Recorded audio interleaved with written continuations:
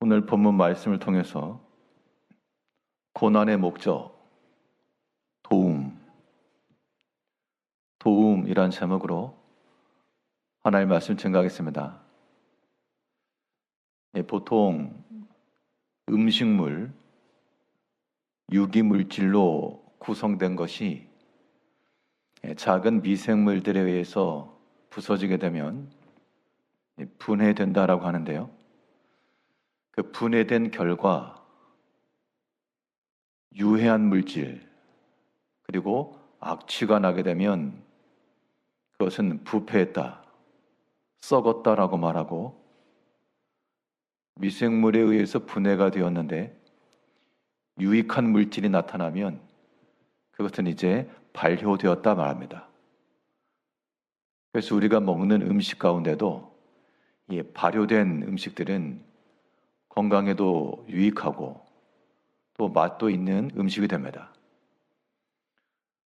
그 과정을 보면 다 똑같이 이 분해되고 썩어가는 것과 똑같은데 그 나타나는 결말이 다른 겁니다. 고난이라고 하는 것이 미생물 같아서 우리 삶에 있는 모든 것들을 이렇게 잘게 분해하고, 그렇게 해서 우리에게서 만일 악이 나오고 거짓이 나오고 다툼이 나오면 그것은 이제 부패하는 거고, 이 모든 고난의 과정을 통해서 연단을 받고 소망이 나오며, 또한 그러한 연단받은 마음이 다른 사람을 도와줄 수 있는, 도움을 끼칠 수 있는 그런 때까지 이르게 되면 우리는 유익하게 변한 겁니다. 이 고난의 궁극적 목적은, 고난이 여러 가지 목적이 있겠으나 그 단계를 지날 때 가장 상위에 속할 만한 목적은 돕는 겁니다. 운동 실력이 뛰어난 사람도 코치나 감독의 자격증을 취하게 되면 그 모든 과정을 다 알고 겪었기 때문에 초보인 사람들, 또 훈련 중에 있는 사람들을 능히 도울 수 있습니다. 그것이 모든 연단의 목적인데요. 우리가 이 고난을 받는다 할 때 예수님의 십자가의 고난도 그랬고, 우리가 받는 모든 고난도 궁극에 가서는 이것이 많은 사람들에게 해로움이 아니라 유익함이 되고 도움이 되는 모습으로 변화가 되어야 됩니다. 그러면 이러한 고난을 통해 우리가 누군가에게 도움이 되고 돕는 자가 되기 위해서 우리가 어떠한 마음으로 변화가 되어야 될 것인가? 오늘 본문 말씀을 통해서 잘 보게 되면, 이 고난을 통해 우리가 부드럽고 온유한 마음을 지녀야 됩니다. 그 온유함이라고 하는 것이 결국 다른 사람을 도울 수가 있고 그들에게 힘이 될 수가 있는 겁니다. 그 고난 속에서 나오는 그 깊이가 있는 거죠. 오늘 권사님 기도하는 것도 신앙의 연륜 속에서 나오는 그 깊이가 있죠. 물론 사용하는 단어나 언어들은 누구나 다 쓸 수 있지만 우리가 또한 믿음 안에서 모든 연단의 과정 속에서 고난을 통과하여 나온 언어와 단어라고 하는 것은 깊이가 다른 겁니다. 누구나 다 고난을 받지만 그 고난 중 우리에게서 악이 나오고 다투는 소리 나오면 아직 먼 겁니다. 예수님께서 십자가 고난 받으신 것은 우리의 구원함을 위함이기도 하고, 또 그가 고난 받으셨기 때문에 지금은 어떠하신가? 예수님의 십자가의 고난이라고 하는 것이 이제 지난 일이 아니고 지금도 여전히 그가 받으신 고난이 우리에게 유익이 되고 있다. 어떻게 유익이 되고 있는가? 예수님께서 온갖 시험을 다 당하셨기 때문에 그 시험과 고난 당하는 자들을 능히 돕는다는 것. 그 도움의 능력이 고난 받으셨던 주님에게서부터 나온 겁니다. 오늘 본문 2장 18절을 보게 되면 그가 시험을 받아 고난을 당하셨은즉 시험 받는 자들을 능히 도우실 수 있느니라. 그리스도의 십자가 구원은 이미 역사적으로 그의 십자가 육체의 십자가를 지는 것으로 정결되셨으나 그러나 그의 고난의 유익함은 지금까지 우리에게 남아서 그가 친히 시험을 받아 고난 당하셨으므로 그 고난 당하는 자들의 마음과 형편을 아시고 그들에게 필요한 것을 아시고 때를 따라 도우실 수 있는 주님이심을 말하는 겁니다. 능히 도울 수 있다라고 하는 것은 도와주신다는 거지 힘자랑하는 건 아니겠죠. 그 고난이 예수님은 비록 하나님의 아들이셨으나 성경에서 뭘 말하고 있는가 하면 그가 비록 아들이시라도 받으신 고난으로 말미암아 순종을 배우셨다 그랬습니다. 그가 비록 아들이시라도 고난으로 말미암아 순종을 배우셨다. 예수님께도 그 고난이라고 하는 것이 분명 순종함에 나아가는 이 모든 유익함이 되신 게 분명합니다. 이제 이 고난 속에서 우리 마음이 어떠한 마음이 되어야 되는가? 부드럽고 온유한 마음이 되어야 돼요. 그래서 말도 좀 부드러운 말로 바뀌어야 되겠고 행함도 온유함으로 바뀌어야 되겠고 부드럽고 온유한 말과 행함, 이 온유함의 마음을 지녔다라고 하는 것은 무엇으로 확인할 수 있는가 하니 사람이 가까이 다가갈 수 있는 그런 면이 좀 있어야 됩니다.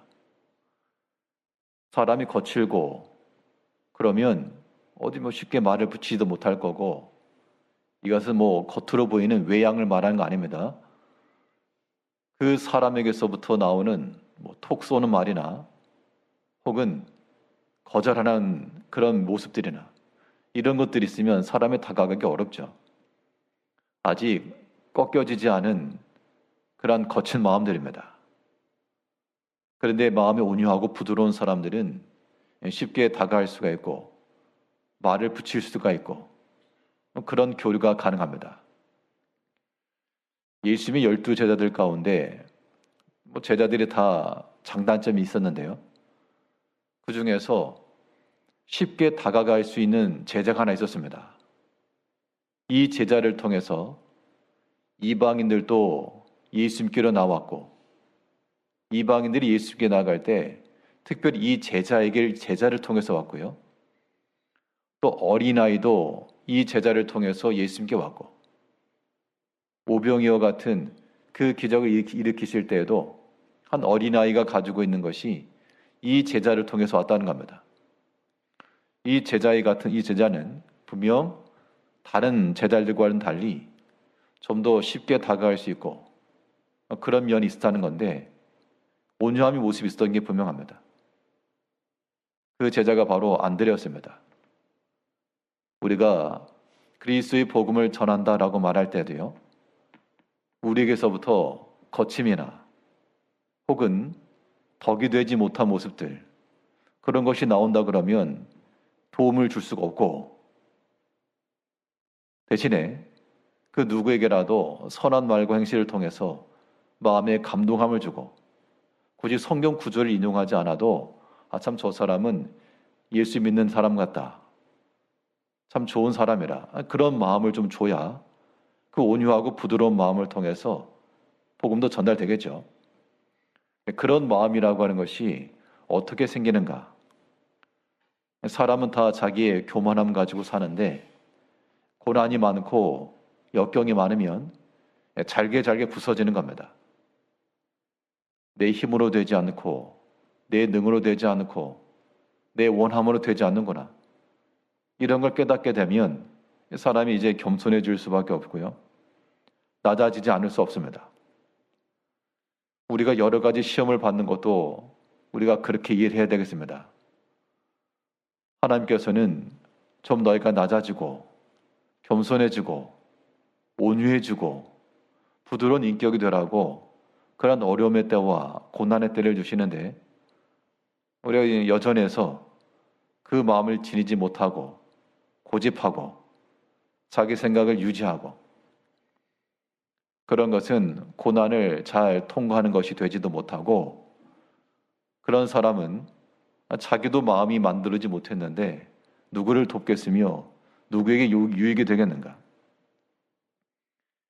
예수님께서 그가 비록 아들이시라도 그의 고난으로 말미암아 순종을 배우셔서 그가 시험을 받아 고난 당하셨기 때문에 고난 당한 자들 능히 도우신다.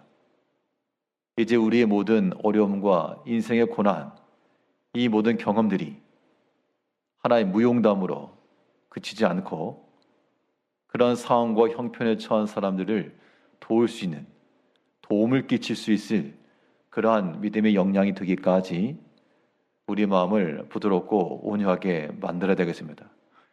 맷돌을 가는 것과 똑같아요.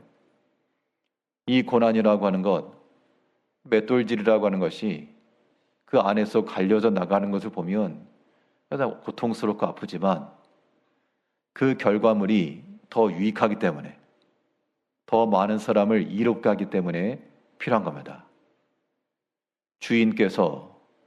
주인이 그의 목적함을 따라 때로는 우리를 그 맷돌 속에서 집어넣고 갈게 하실 때 왜 이런 고난과 고통이 있는가?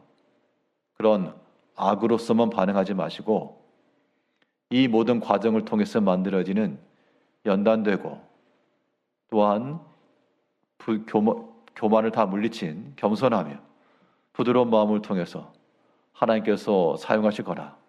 그런 마음을 가지고 우리가 잘 연단을 받고 유익하게 변해야 되겠습니다. 이런 모든 고난을 통해서 또 돕는 자가 되기 위해서는 실질적인 도움, 즉 위로하는 마음을 우리가 지녀야 되겠습니다. 내가 위로받는 것만이 아니에요.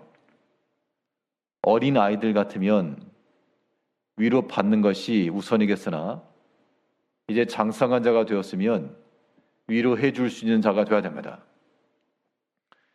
믿음의 영역에서도 마찬가지입니다. 초신자와 같은 때라면 사람들이 다 나에게 관심을 가져주고 어려운 일 있으면 어려운 일이냐고 도와주기도 하고 물어보기도 하고 그런 것들로 인해서 만족함을 누릴 겁니다. 그런데 오랫동안 주를 믿는다라고 말하면서도 여전히 그런 자세를 가지고 있으면 장성하지 못한 겁니다. 큰 자면 큰 자와 같이 그런 모습을 보여야 되겠는데요. 예수님께서 그의 받으신 고난으로 말미암아 다른 사람들에게 위로하셨던 것처럼 능히 도우신다 그랬잖아요. 우리도 마찬가지입니다. 우리 인생의 모든 삶 속에서 여러 가지 고난과 아픔과 역경이라고 하는 것이 내가 이런 일을 당했다라고 하는 그러한 이야기거리로서가 아니라 실질적으로 그건 똑같은 혹은 비슷한 류의 어려움을 처한 사람들이 분명히 있습니다. 우리가 그러한 자들의 친구가 되어주고 그들을 위해 함께 기도해 줄 줄 알고 그들의 마음을 위로해 줄 줄 알며 믿음으로 해석해 줄 줄 알고 그런 것들이 우리에게서 나타나는 유익함이죠. 내가 만일 그 고난을 당하지 않았으면 알지 못했을 건데 내가 바닥까지 떨어져 보니까 그 바닥에 떨어진 사람의 마음이 이해가 되고 그 상황이 눈에 보이고 우리가 다른 사람을 위로하고 도움을 준다라고 하는 것이 꼭 물질적으로나 눈에 보이는 것으로만 아니어도요. 같은 마음을 품어주는 것만으로도 큰 힘이 됩니다. 같은 마음을 품어주고 공감과 이해를 해주며 또 실질적으로 도움이 된다 그러면 더할 나위 없이 좋은 겁니다. 우리가 때로 음식점에 가서 앞으로 여길 또 와야 되겠다, 여기 이제 안 와야 되겠다 라고 판단하는 그 기준 가운데 하나가 음식의 맛도 있고 서비스 정도도 있고 여러 가지 있겠습니다. 그런 것들 중에서도 이 일하는 사람들이 그 손님의 테이블을 보고 이거 더 주세요 하기 전 미리 보고 필요한 것을 좀 갖다 놓을 줄 알면 아마 사람들이 좋은 마음을 가질 겁니다. 굳이 꼭 말해야지만 하는 거 말고요. 말하기 전에 상황을 보고 그걸 도와줄 줄 아는 그런 모습들이 우리에게서 나타날 때 신앙의 영역도 마찬가지입니다.